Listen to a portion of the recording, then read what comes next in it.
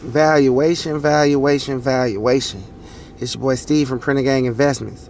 And in this video, we're going to talk about valuation, ratios, and what a lot of value investors often miss when dealing with a lot of these transformational companies that we like to invest in, as Dan Ives and a lot of my favorite analysts like to say. So today, we got my boy Kieth Fitz Gerald right here, and he's going to explain to you, he said some of the realest thing, one of the realest things I heard since I learned investing as a child. And, I want to give y'all my thoughts on it. So he was talking about PE ratios and how they misleading some investors and how they leading a lot of investors missing out on a lot of big opportunities out here. What does a company look like when it invests digitally? Now, one of the great misconceptions, and one of the things I just go around and around the mulberry bush with conventional analysts on, is value investing's blind spot. They continually hammer on valuations and PE and price to sales and everything else, all of which were set up using accounting regs that reflect the economy of 100-something years ago. So, for example, and to get very specific here, if you're talking about John Deere and you're making tractors, or Ford and you're making cars, you've got to spend billions of dollars to invest in physical plant and equipment. By accounting regulation, you have to amortize those. You have to capitalize those things over long periods of time, because the assumption is you have to split up the usage over those periods of time, and then they might get to sell a product. But accounting regs, the worldwide, when it comes to digital investing, you have to expense that stuff. So it is natural, the more digital a company is, the higher the PE ratio becomes. And where that matters from an investing standpoint is you have a whole bunch of people who are screaming and yelling about high valuations who don't understand that's exactly what you want to see when it comes to a company like Tesla. Because every customer... Now, we'll stop there for a second. Now, I don't know if high PE is what you want to see, you know what I'm saying? That's a new one. I ain't never heard that before. But I do respect what he said. The accounting regulations that the valuations is based on was from 100 years ago. Companies weren't creating software and selling it over and over and over. Companies weren't creating digital products. The cost to get a customer is way lower these days than it was back then. So like he gave the example of John Deere. John Deere got to buy all types of equipment, billions of dollars just to get this money. Palantir already made AIP. Tesla, they doing their thing already. So they cost to get a customer is a lot lower. And that's why a lot of PE ratios will go off the charts, especially when you buy a stock and it actually goes up. That just makes the PE worse. You know what I'm saying? And is that a good thing or a bad thing? Cost them almost nothing. Yet the margins we're gonna keep watching the charts. And that's where we're beginning to see the acceleration. That's why I say this is very much like Apple's 2014 moment, because the return to scale for Tesla over the next decade is going to be radically different than the return to scale over the past decade.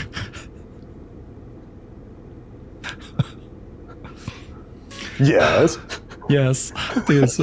I'm loving it. Okay. Oh. Thank you. Thank you. It's music to our ears because, again, we've been talking about Tesla. I like to invest in disruptive technology. I was very early, like you, in many of these tech companies like Apple. Yep. And the battle that we have daily with these talking heads, and I'm a talking head too, by the way, so I get it. Well, but, I have 3,000 appearances. You're 3,000. You're the biggest talking head there is out there. We appreciate you having that. I just had one with, won't name the names, but there are definitely analysts, portfolio managers who are just, there are portfolio managers who focus on PE and earnings is what matters.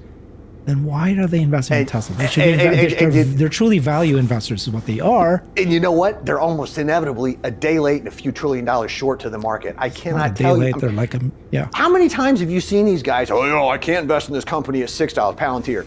Oh, Palantir's terrible at 10. Palantir's at 14. Palantir's at 50. When it gets to 80, suddenly they're going to start and initiate coverage with an $82 target. I'm like, gee, thanks a lot, guys. Where were you? My man said something real. The same people who say, oh, the company wasn't nothing at $6, the company get to $80. Now they finally saying, oh, we like it, but it should be 60. But it's the same people that just said the company should be 6 or 20 or something like that. Because now, personally, I look at metrics like PE ratios. I look at metrics like price to sales and stuff like that. I look at it, just to have an idea of what I'm buying. Like y'all saw it with the Qubit trade. I often look at the balance sheet of the company. I say one thing I may not necessarily completely agree with him is profits matter a lot to me. Not saying I won't get in an unprofitable company, but as y'all see on this channel, the less profitable the company is, the less money I put into the company, so it's the less risk I can take. So I use a lot of these metrics to determine the risk of a company. When I see a balance sheet like the quantum stocks, that's gonna make me be like, okay, I want to get the money and I understand technology is cool and all that, and I hit a bear case, I hit a bull case, but balance sheet bad, so we can only put so much money in this. Then you got stocks a level higher than that, like a SoundHound or a company that's going towards profitability. It's still risky, so we can't put as much money in a more profitable company, but we'll put a little more in that. You see what I'm saying? Then you got companies that's a little higher than that, like SoFi's and the Grabs. They just went profitable. We want to see if they keep growing. Those type companies. That's what Palantir was back in the day. And then you got your big boy companies that's been profitable. And, we just look for bull cases on those because, if you just in a company that everybody knows about and they not doing nothing, the stock not going to do nothing. You know what I'm saying? And at Printer Gang Investments, we be getting active, so we be trying to get the stocks to do something. You know what I'm saying? And so the way you explained that, I thought that was very well done. So you said return to scale. So the difference is that every investment that they make today, the cost expenses, it's going to be zero because every new customer is nothing to them anymore once they made those expenses. So that's why they deserve high PEs. Right, and in plain English, right? I mean, to really cut to the chase here, they can change a few lines of code and add $1 billion to the top line. That's what return to scale really is. Can I have that clip? That's a great clip. You can have that clip. Just give me credit for it.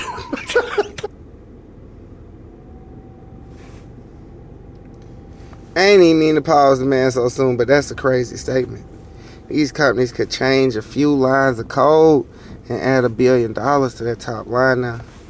That's what we saying. So it's like with Palantir, I feel the best way to value these companies personally, and I'm not the valuation guy. I'm the guy that reads the research. I'm not the guy that makes the research. You know what I'm saying? But me personally, in my investing career, I like to look at the underlying story. What is that company doing? Is it happening? And then we start looking at metrics like profitability. And that's what lets us know how hard we can go on something, or if we should even go hard on something or get in something at all. But let me let my boy keep talking. I cut him off too fast, you feel me?